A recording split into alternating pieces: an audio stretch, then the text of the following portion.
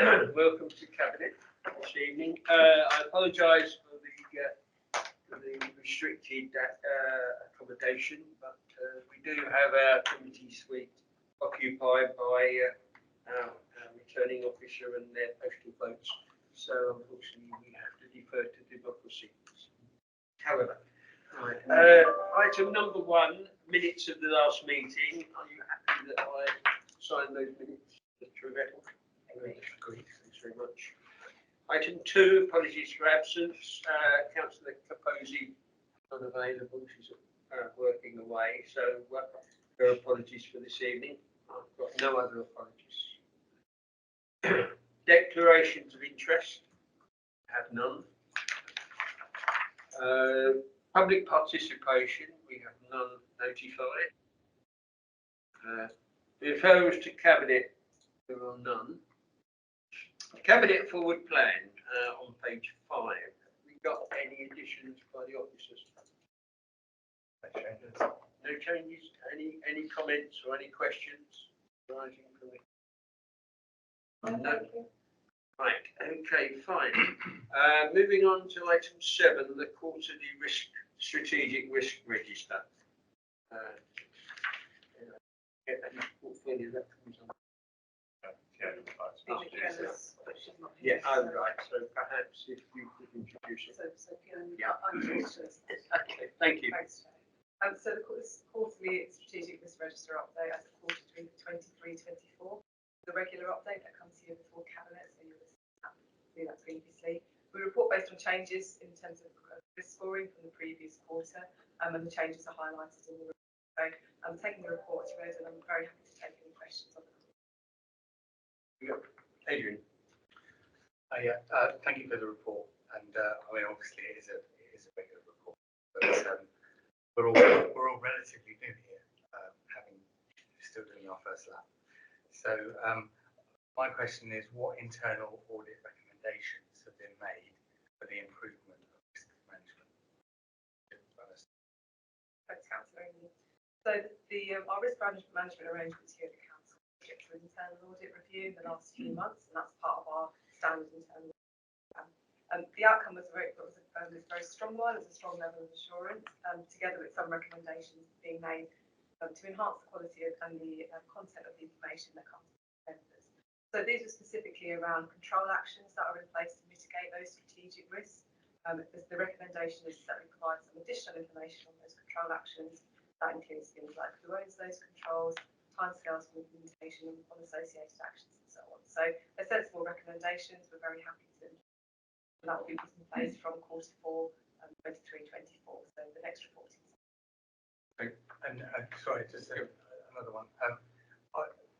In normal times, how much churn would we expect to see in the risk register? And do you mean in terms of the types of risks that we're reporting on? So the way we set our strategic risks, they link directly to the corporate plan objectives. So the corporate plan is set, relevant strategic risks are identified in relation to that corporate plan, and those are then reported on until there is a refresh of the corporate plan. We again revisit strategic risks. So there is work underway, I believe, in the corporate plan at the moment. We expect to see a refresh of the strategic risks directly following that. Thanks very much, Fiona. Silly. Thank you, Fiona. Just wanted to ask about this. There's a scoring for risk of weakening financial resilience. It has improved, but what are the bases for this change? Sure. So thank you for that, Councillor Tiani. The risk that you're referring to relates to the weakening financial resilience of the council. So we have improved the scoring there. It was previously being reported as a 6. That's now being reported as a 4. The main reason for that change is the progress that we've made in terms of the mitigating actions that we've put in place against that risk. So significantly setting a balanced budget for the current financial year 2024-25. So that followed a very sort of robust budget setting process that you've all been involved in. And our view following that, the conclusion of that process is that actually that warranted an improvement in that score. Certainly the factors that affect the council's financial resilience are constantly evolving, and so we review our risks on a regular basis, and financial resilience will be one of them. So we will report back to you in a few months' time, and I would like to think that we've given an improvement or a stabilisation of that scoring, but as I say, factors involved, so we will look at that. Thank you. be very pleased to see the improvement. Thank you very much. I've got one question. What would be the governance and reporting arrangements for the interim asset and housing management plan that's currently being conducted? I'll ask Darren to take this one, if that's all right. Thank you very much. The governance arrangements will be that there will be a quarterly update and progress report presented to the housing leadership team, the corporate leadership team, and also to the climate and ecological emergency board, because there's implications there in terms of asset management and our climate change work. There will also be quarterly reports made to the portfolio holder for housing and property services, and it's proposed there will be an annual report on progress against the targets in the action plan that will go through to scrutiny, the tenant and leaseholder committee, and then on to cabinet. Thanks very much. I think that's any other questions? Thank you. Right. Could I ask then, are you happy that we accept and approve the quarter 3 23-24 update on the strategic risk register? Agreed. Agreed. Thanks very much. Item 8, which is the the antisocial behaviour policy. I highly recommend the policy. This new antisocial behaviour policy is crucial to ensure the progressive and innovative development of the enforcement services by clearly outlining the consequences of causing antisocial behaviour and providing support for those affected. The policy serves as a mechanism for addressing issues both promptly and proportionately. So I would seek a support. Thank you. If Darren has something to add, please do. I've nothing to add to that, but I know Kasia, who's led on this work, would like to make a comments. Thank you, Councillor Diani. So as Councillor Diani has outlined, the new policy provides a clear approach as to how the council will handle instances of antisocial behaviour. And I think one area that I'd kind of like to highlight to the Cabinet is that this approach is targeting enforcement activity across both our ASB tenancy enforcement teams and also our community safety teams, ensuring that we're aligning a one-team approach and consistency of delivery of service for all of our residents. The new policy aligns with the government's antisocial behaviour action plan, which was introduced in March 2023, and brings about a range of tools and powers to enable local authorities to tackle antisocial behaviour. And I hope members have had the opportunity to read the policy and the covering report, and I'm happy to take any questions that you may have. Thanks very much. Carol. Yeah, you just said about the new policy. How do the changes to the new policy align with the guidelines set by the regulator of social housing? Thank you, Councillor, for your question. The antisocial behaviour policy has been revised with the ASB powers in mind, but also with the new regulatory social housing requirements, ensuring that we're able to report on the introduction of the new tenant satisfaction measures. So in particular, you will see the aspects that link to the policy and relate directly back to both the ASB powers and the regulatory guidance. In addition, we've introduced new KPI measures that enable us to report on specific aspects around antisocial behaviour, most notably hate crime and antisocial behaviour within our communities. More broadly, in terms of the regulatory requirements, it's really important for us to consider a number of wider aspects as part of antisocial behaviour process management and case reviews. So ensuring that we are treating our tenants fairly and with respect, and they have a voice in ensuring that we're able to learn from their feedback in relation to management of antisocial behaviour cases. So we have an approach both at the front and the back end of the process that enables us to triage and risk assess all cases of antisocial behaviour that are reported to the council. But in addition, as we come into close an ASB case, there is a survey and satisfaction review process with our residents to gain feedback and learning from the case handling. Satisfaction through the regulatory social housing TSMs is obviously high priority, and we place a heavy on that through management of all of our services, notwithstanding antisocial behaviour. and we obviously embed that learning and aim to ensure that we're continually learning from the tenants and residents. Very much, thank you. Adrian? Thank you, Jeff. I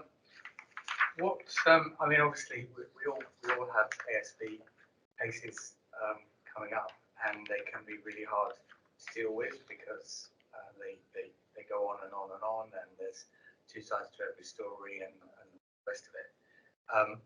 But sometimes what we hear is that people are concerned that, or maybe they don't know where to go, and they want to get some kind of a response. So, what positive impact will this policy have on the responsiveness of the service that we provide to customers? Thank you, Councillor, and I get a really good question. So the antisocial behaviour policy is supported by a range of tools. One of the areas that was kind of really promoted through the introduction of the ASB powers was early education and prevention, and that's an ethos that's kind of really embedded through the delivery of our policy. This new policy, the view of the service, the policy is much clearer and is more concise in terms of approach and ensuring that residents are informed about our approach to handling antisocial behaviour. But it's also going to be supported by a range of literature and the introduction of an ASB leaflet that will enable residents to have clear and accessible information close at hand. In May of this year, so very shortly, we'll be introducing a rota of ASB drop-in surgery sessions based here at the forum. We intend later on in the year for those to be rolled out through the wider community. So those drop-in surgery sessions, mirror sessions that are already in place of part of the community safety team. So the ability to drop in and engage with an enforcement officer and a local police officer where relevant, ask questions and about antisocial behaviour or instances of nuisance, gain guidance and support. And then we're also able to kind of signpost to additional services that may be able to help. So things like mediation, for example, are really good tools and powers to support management of ASB case handling. And very shortly, we'll also be engaging with our communications team to review the communications calendar for this year to stand up a series of additional community events linked to antisocial behaviour within the community. The first event will take place in July of this year, a series of events throughout ASB Action Week, which will see us raise awareness in the local community through a range of resident engagement days, bringing awareness of antisocial behaviour and the range of services that the council and our partners offer. Yeah, I mean, certainly it's always the case, isn't it, that ASB perhaps is one of those topics that it's actually better to talk about it because if you don't talk about it, then it doesn't go away. Absolutely, it's a very emotive subject as well. And you've anticipated my other question, which was, what are we doing to get the language right for every level? I think you sort of anticipated that. Slightly, and yes. So all of our policies across the service are English checked, and we engage with our policy team to ensure that the readability level is aligned to recommended ratings, and the policy, when it goes live on our website, subject to approvals, has to meet minimum accessibility levels to ensure that it is easy to access for our residents online, and of course is available in a range of versions and languages and braille and large print should be needed upon request for our residents, and our officers are available as are our wider partners to support this, providing advice and information about the ASB policy, and that's really important that we're able to kind of have a visible opportunity to engage with residents and help them understand how we can support with concerns in their neighbourhood. Thank you. Thanks very much. Sure. Thank you. Very comprehensive answers, so thank you. I don't think you've covered this yet, so how are we reporting back on the tenant satisfaction measures, with the focus particularly on hate crime and domestic abuse reporting? There's a couple of things that we already do currently, and these have been enhanced with the new policy in mind, but also to ensure that we align with the new TSMs. So the TSMs themselves have been built into the Housing and Property Service KPI reporting. So members may recall that earlier on this year in the calendar, we signed off a range of new KPIs for housing and property services, as well as other services across the organisation. So those KPIs reflect the new TSMs, and we're from April of this year. But we also, within our partnership governance framework to support antisocial behaviour management, have targeted hate crime and incident reporting escalations through the PCC and through the County Community Safety Unit. That enables more targeted activity in relation to specific instances or interventions that may see us bring about additional actions and targeted projects or initiatives in the borough. So the information that we receive from our performance data is really important to influencing the delivery and management of antisocial behaviour and other nuisance-related activity. That's really comprehensive. Thanks, Jeremy. Cindy. I just wanted to add something to the question they just asked. And I know we've been through this policy, in fact, quite many times.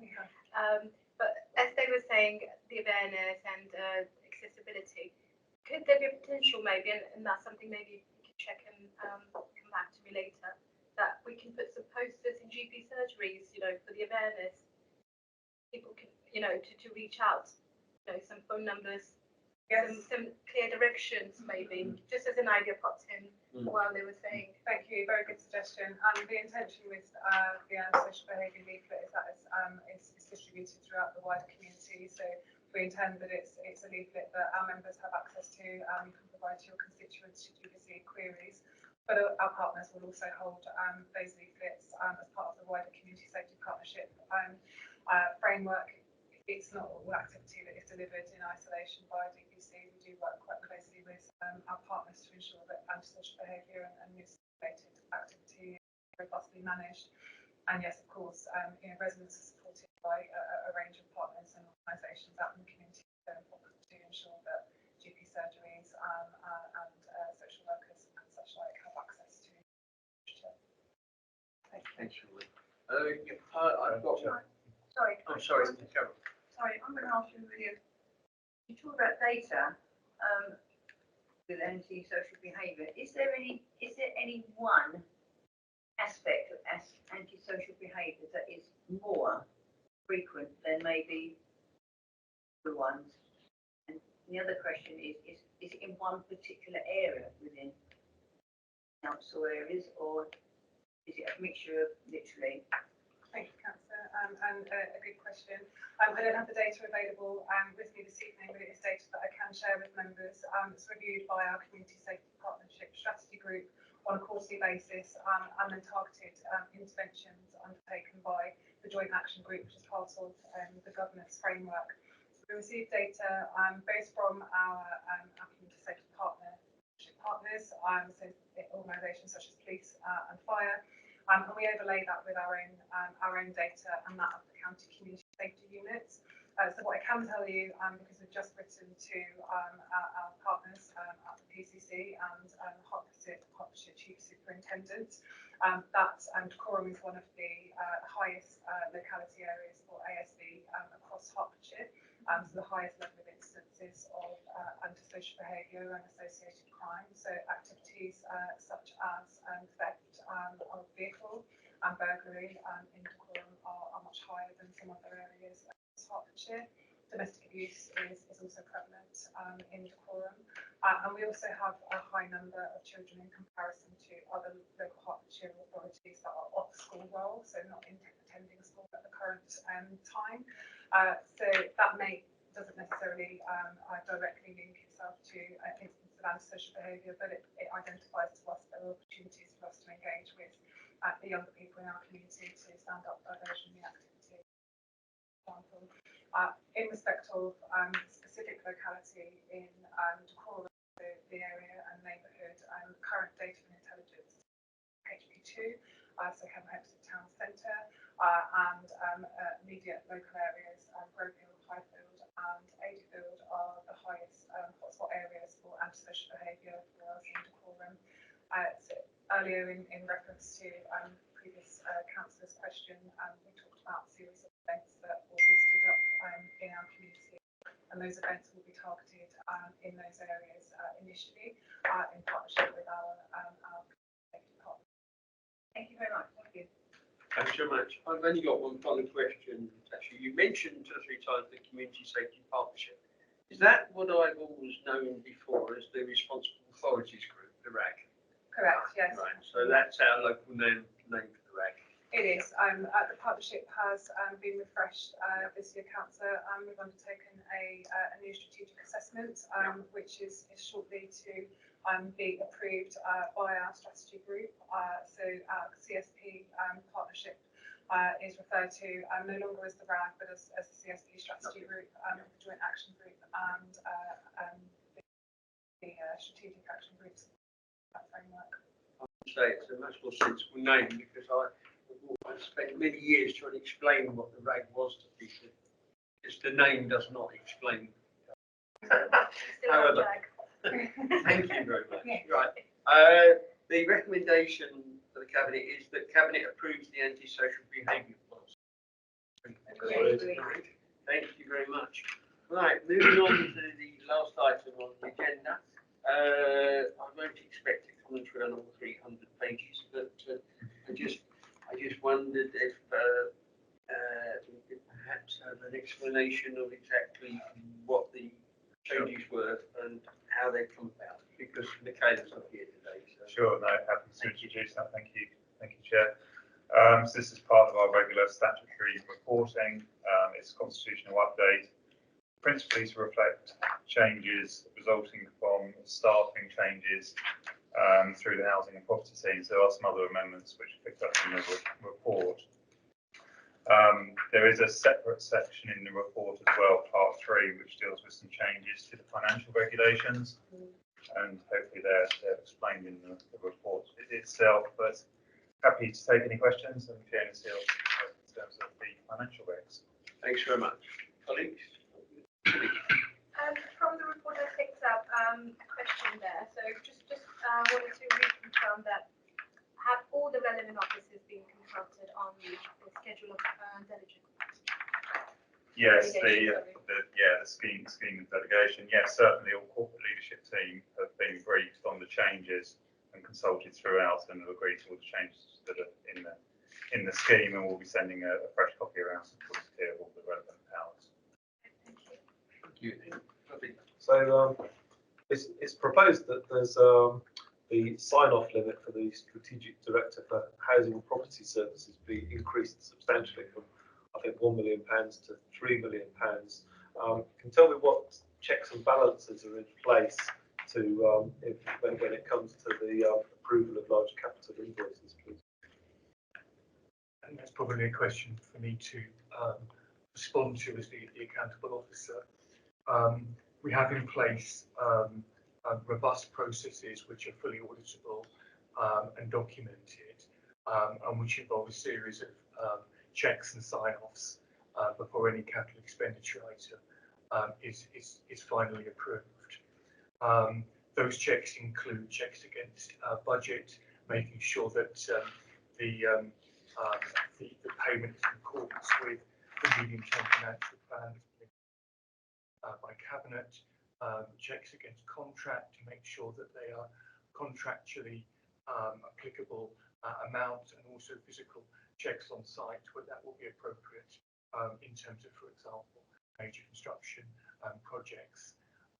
We also review all of our controls as part of the annual review of our internal controls at the council, and all these processes are subject to internal and external audit through council processes. I don't know whether you want to do that. No, I think the main point I was going to make is just about the insurance control. Yeah, thank you. Does that include a sort of value for money assessment on those capital investments? Absolutely. So as part of the annual value for money exercise, our external auditors take a look at the internal audit reports that have been done, but also undertake their own checks to make sure that they are satisfied that we are operating as a value. Thanks very much. The only other point I've got, and I'm not so sure whether it's actually a question for yourselves or a comment on the website, but I must admit, when exercising my constitutional occasions over the last few years, it's appeared as a jumble instead of just chapter 1 through to whatever in the correct order.